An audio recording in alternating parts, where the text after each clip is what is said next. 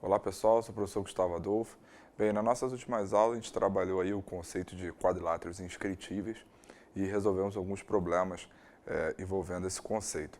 Na aula de hoje a gente vai falar sobre os quadriláteros circunscritíveis. Bom, primeiro, o que é um quadrilátero circunscritível? Um quadrilátero circunscritível é um quadrilátero em que você tem um círculo interior a ele que tangencia todos os seus lados. Então, todo quadrilátero que possui esse círculo, que tangencia todos os seus lados, ele é chamado de quadrilátero circunscritível. Bom, a questão será que todo quadrilátero ele é circunscritível? Ou será que, assim como nos quadriláteros inscritíveis, existe uma condição para que isso seja possível? Né? Por exemplo, no triângulo, todo triângulo ele é circunscritível, porque como você tem sempre as três bissetrizes internas se encontrando num único ponto, que é o incentro, então é sempre possível você desenhar uma circunferência inscrita no triângulo. Então, para qualquer triângulo isso é sempre possível. Bom, de fato, para o quadrilátero não. Para o quadrilátero ser circunscritível, a soma das medidas dos lados opostos tem de ser igual. Então, é isso que a gente vai chegar na nossa aula de hoje. É esse resultado que a gente quer chegar na nossa aula de hoje, conhecido como Teorema de Pitot. Bom, mas antes da gente falar de demonstrar o Teorema de Pitot, a gente precisa falar de um resultado importante da geometria plana, que é o seguinte. Considera aqui uma circunferência de centro A e um ponto P fora da circunferência, fora desse círculo. Bom, e aí eu tenho o seguinte, eu tenho aqui dois segmentos tangentes a esse círculo, o segmento PA e o segmento PB. Bom, esses dois segmentos, eles possuem a mesma medida. E por quê, né? Por uma razão muito simples. Bom, ao ligar o centro aos pontos de tangência A e B, ou seja, a tração desses dois raios, o A e o B, é sabido que esses raios são perpendiculares e claramente eles têm a mesma medida. Certo? Se eu traçar o segmento OP,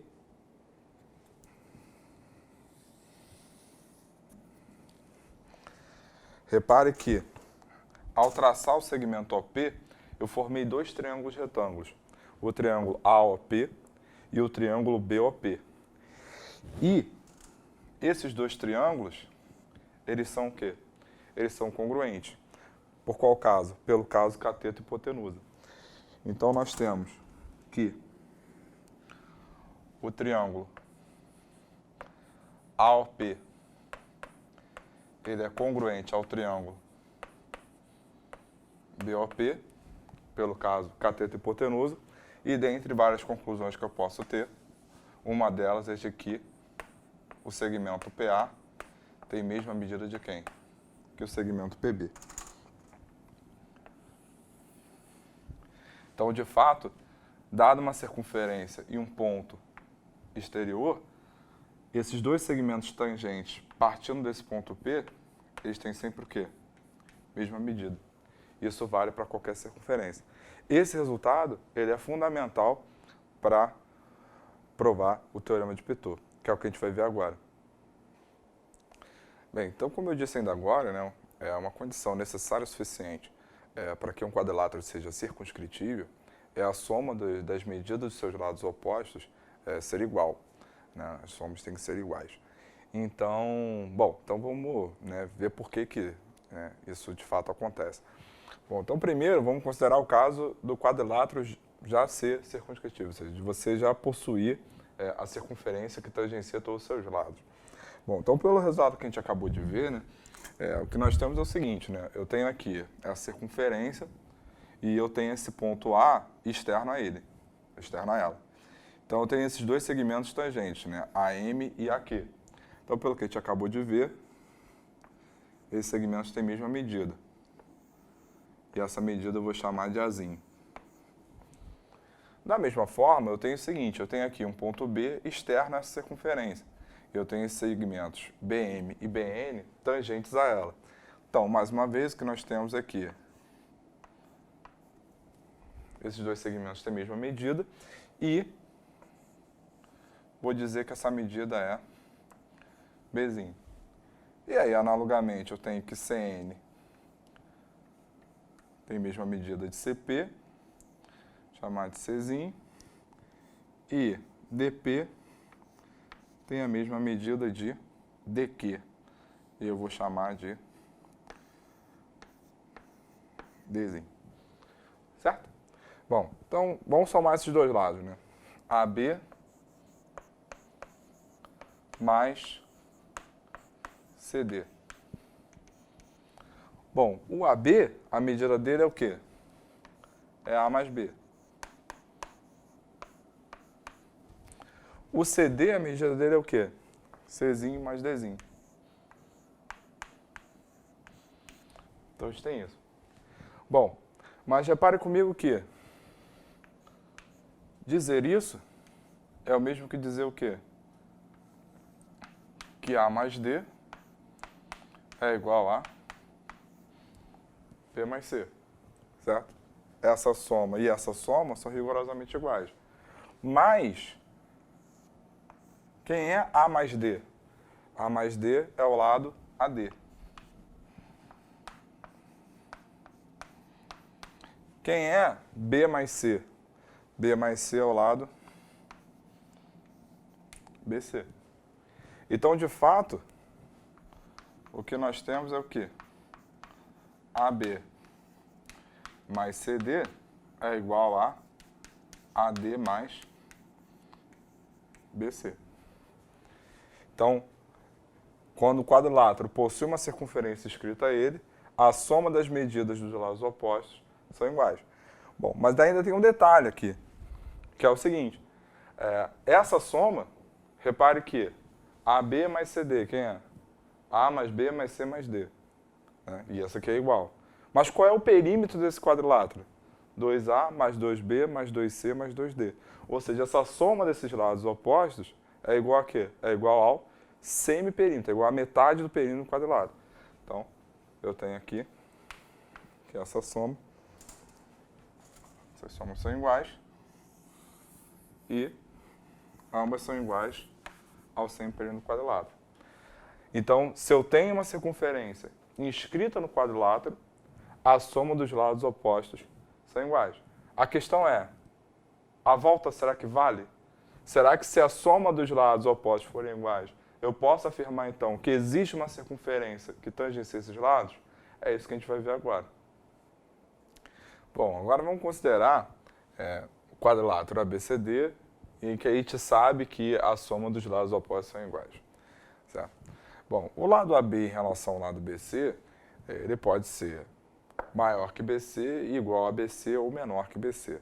Né? Então vamos considerar o caso que ele é maior do que ou igual a BC. E vamos demonstrar supondo essa situação. A demonstração do caso contrário, ou seja, do AB sendo menor do que ou igual a BC, é análoga. Então a gente vai considerar esse caso. Tá? Bom, então, considerando que AB é maior do que ou igual a BC e a soma dos lados opostos são iguais, isso nos dá que o lado AD ele é maior ou igual a CD. Certo? Por quê? Porque se fosse o contrário, eu teria esse menor que esse menor que esse. E aí essa soma automaticamente seria o quê? Seria maior que essa. Então, para essas somas serem iguais, uma vez considerando que AB é maior do que ou igual a BC, isso implica que o lado AD ou ele vai ser igual a CD ou maior que CD. Certo? Bom, o fato é o seguinte, como está considerando que o lado AB é maior que o lado BC, é possível então tomar um ponto M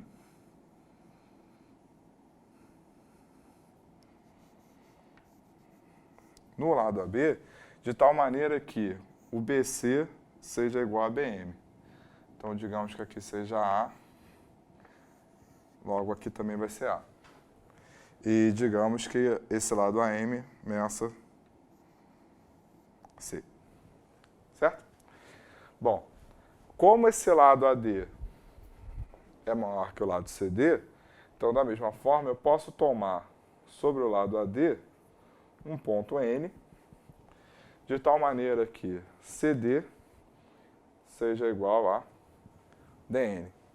Então, digamos que aqui seja B. Então, aqui também vai ser o quê? Aqui também vai ser B. Mas a soma desses lados opostos são iguais. A soma desses dois lados é igual a quanto?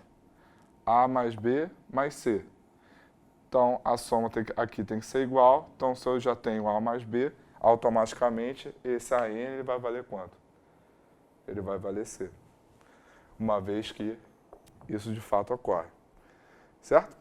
Bom, agora observa o seguinte. Se eu traçar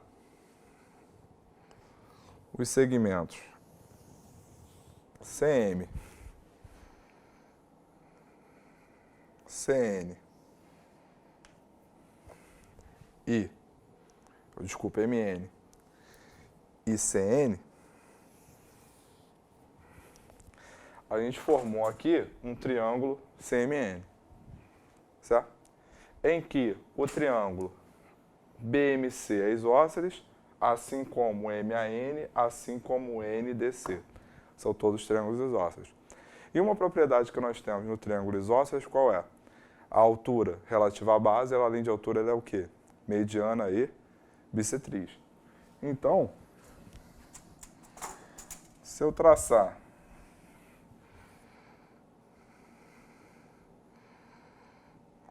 essa altura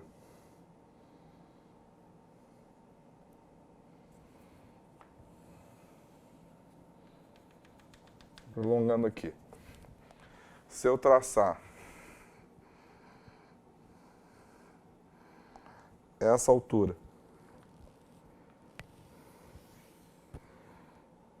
também prolongando aqui, e se eu traçar essa altura também prolongando aqui, então tem essa altura, divide esse ângulo ao meio e esse segmento ao meio. Essa altura divide esse ângulo ao meio e esse segmento ao meio. E essa altura aqui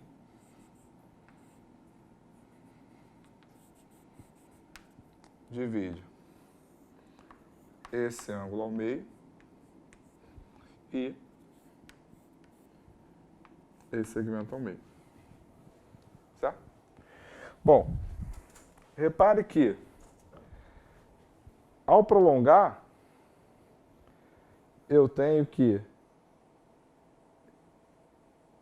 esses caras se encontram no único ponto.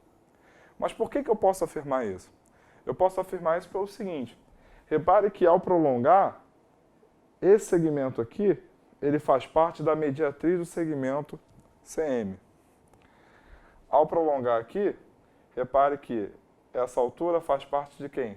Da mediatriz do segmento MN. E analogamente eu tenho o quê? Eu tenho que essa mesma altura, ela também faz parte de quê? Da mediatriz do segmento CN. Então, o que eu tenho aqui são as três mediatrizes relativas aos lados do triângulo CMN. E a gente sabe que essas três mediatrizes, elas se encontram onde? Elas se encontram nesse ponto, que é chamado de circuncentro do triângulo CMN. Ou seja, esse ponto O aqui, ele é o centro da circunferência circunscrita ao triângulo CMN. Tá, mas o que isso tem a ver com o que a gente quer? A gente quer chegar que, sabendo que a soma das medidas dos lados opostos desse quadrado sendo iguais, eu posso afirmar que esse quadrado é circunscritível, ou seja, eu posso afirmar que existe uma circunferência que tangencia esses lados. Mas repare que esse ponto O, que é o circuncentro de CMN, ele pertence à bissetriz do ângulo B. Logo, ele é equidistante de BC e de AB. Esse mesmo ponto O, ele pertence ao quê? À bissetriz do ângulo A. Logo, ele é equidistante de AB e de AD. Então, a distância daqui para cá, daqui para cá e daqui para cá são as mesmas, certo? E da mesma maneira, esse mesmo ponto, ele pertence à bissetriz desse ângulo. Então, ele é equidistante desses dois lados. Então, tem que esse ponto O, ele é equidistante tanto de BC, quanto de AB, quanto de AD e quanto de CD. Como ele é equidistante de todos esses lados, então esse ponto aqui, que é o ponto de encontro das mediatrizes dos lados desse triângulo, CMN que a gente formou aqui, esse ponto é que é quem? Além de ser o centro da circunferência circunscrita a esse triângulo, ele é o centro da circunferência inscrita no nosso quadrilátero. Então, repare, então esse ponto é o centro da circunferência inscrita. Então, de fato, como a soma dos lados opostos desses quadriláteros são iguais, é possível você ter um ponto equidistante aos lados. E esse ponto equidistante aos lados é que vai ser o centro da circunferência que a gente quer que seja inscrito ao quadrilátero. Então, aqui. Então, com o centro em O, a gente consegue